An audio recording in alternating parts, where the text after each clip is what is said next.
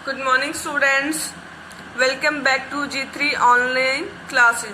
देखिए भाई, जो हमारा जो CBSE है उसने अपने सिलेबस को क्या कर दिया है, अपडेट कर दिया है और आपके बर्डन को क्या कर दिया है, रिड्यूस कर दिया है। इसलिए उसने जो यूनिट नंबर 2 थी भाई वो कंप्लीट डिलीट कर दी गई है।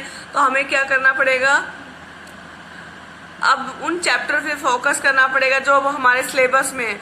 तो उसमें से जो यूनिट नंबर 3 है आपकी चैप्टर नंबर 8, 9 और 10, ये आपके क्या है भाई सिलेबस में है। पहले हम यूनिट नंबर 3 को क्या करेंगे, कंप्लीट करेंगे और उसमें चैप्टर है भाई 8, 9 और 10।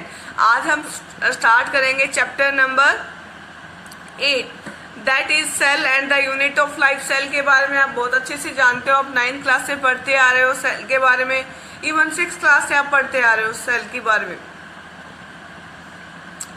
सेल होती क्या बेटा, cell the unit of a life. जब हम क्या करते हैं अपने चारों तरफ देखते हैं, you see both living and non, हम भाई हमारे चारों तरफ लिविंग और नॉन लिविंग दोनों को ही देखते हैं। अब हम देखते हैं भाई, हमने कभी सोचा है what is that makes an organism, हमने कभी सोचा कि इनको बनाता कौन है। What is that an inanimate thing does not have which a living things has. The answer to this is the presence of basic unit of life. देखिए भाई, ऐसा क्या है भाई जो नॉन लिविंग और लिविंग के बीच में क्या करती है, डिफरेंस क्रिएट करती है। तो भाई वो क्या चीज है भाई हमारी, वो हीरो कौन है, cell. All organisms are composed of cell. हर ऑर्गेनिज्म के अंदर क्या होती है भाई, सेल होते हैं। Some are composed of single cell, उसके पास क्या होते हैं, सिंगल सेल होती है। और कुछ कैसे होते हैं भाई, जिनके पास सिंगल सेल होते हैं उनको क्या बोलेंगे भाई, यूनिसेलुलर ऑर्गेनिजम्स लाइक बैक्टीरिया। अब ये देखिए भाई, और कुछ ऑर्गेनिजम्स क्या है भाई, एक से ज्यादा सेल से मिलके बने होते हैं और उनको क्या बोलेंगे भाई, मल्टी सेलुलर ऑर्गेनिजम्स। तो ये आपको पहले भी 9th क्लास में हमने सीखा है कि unicellular organisms are those organisms are having a single cell and the multicellular organisms are those organisms who are having more than 2 cells। जैसे अगर हम बात करें यूनिसेलुलर में तो बैक्टीरिया आ जाएगा भाई आपका। एक ईस्ट है सैक्रोमाइसिस सर्विसेज, वो भी क्या एक यूनिसेलुलर ऑर्गेनिज्म है। और हम क्या है भाई, मल्टी सेलुलर ऑर्गेनिज्म है। अब बात करेंगे व्हाट इज सेल।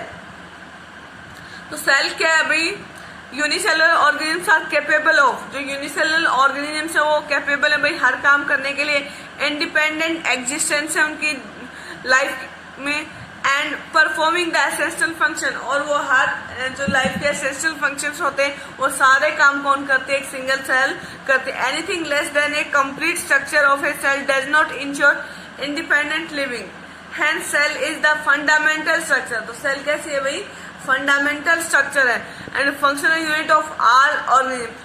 अभी सेल के अंदर जितने भी ऑर्गेनेल्स हैं वो क्या करते हैं, कोऑर्डिनेटली काम करते हैं और एक सेल बनाते हैं।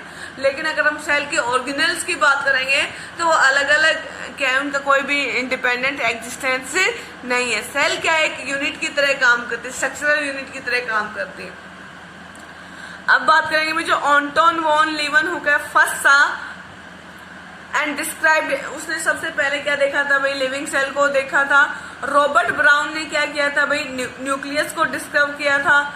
The invention of the microscope and its improvement leading to the electron microscope, और इससे क्या बना है भाई, पहले लाइट माइक्रोस्कोप आया, फिर कंपाउंड माइक्रोस्कोप आया, और आज क्या है भाई हमारे पास है वेल अपडेटेड इलेक्ट्रॉन माइक्रोस्कोप है, जिसकी हेल्प से हम क्या देख सकते हैं भाई, लिविंग सेल्स को देख सकते हैं। Reveal all the structural details of cell, और उसने क्या बताया भाई, सेल की सारी स्ट्रक्चरल डिटेल्स के बारे में बताया। अब बात करेंगे भाई सेल थ्योरी इंपॉर्टेंट है, ये 9th क्लास में वैसे आपने थोड़ा सा पढ़ा होगा सेल थ्योरी के बारे में। जो इन 1838 जो स्केल्डन है, एक जर्मन बॉटनिस्ट है भाई, examined a large number of plants, ने बहुत सारे प्लांट्स को ऑब्जर्व किया and observe that all the plants are composed of different kinds of cells. भाई हर एक प्लांट में क्या अलग अलग तरह की सेलें which form the tissue of plant, जो क्या बनाते हैं भाई, प्लांट का टिश्यू बनाते हैं at about the same time. और इसी समय पे जो थियोडर सावन है भाई, इन 1839 उसने भी क्या देखा, वो एक क्या था, जूलॉजिस्ट था। वो आपका थियोडोर क्या है भाई, बॉटनिस्ट है, और ये क्या है, जूलॉजिस्ट है भाई। थियोडर और सावन एक ही है। Studied different types of animals and reported that the cells had a thin outer layer which is today known as भाई उन्होंने ये जो थियोडर है इसने क्या बताया था कि जो सेल है उसके चारों तरफ एक थिन मेम्ब्रेन होती है, और आज हम उसे क्या जानते हैं भाई, प्लाज्मा मेम्ब्रेन के नाम से जानते हैं। He also concluded based on his study on a plant tissue that the presence of cell wall is unique। जो प्रेजेंस ऑफ सेल वॉल है वो क्या है भाई, यूनिक कैरेक्टरिस्टिक्स है किसकी भाई, प्लांट्स की।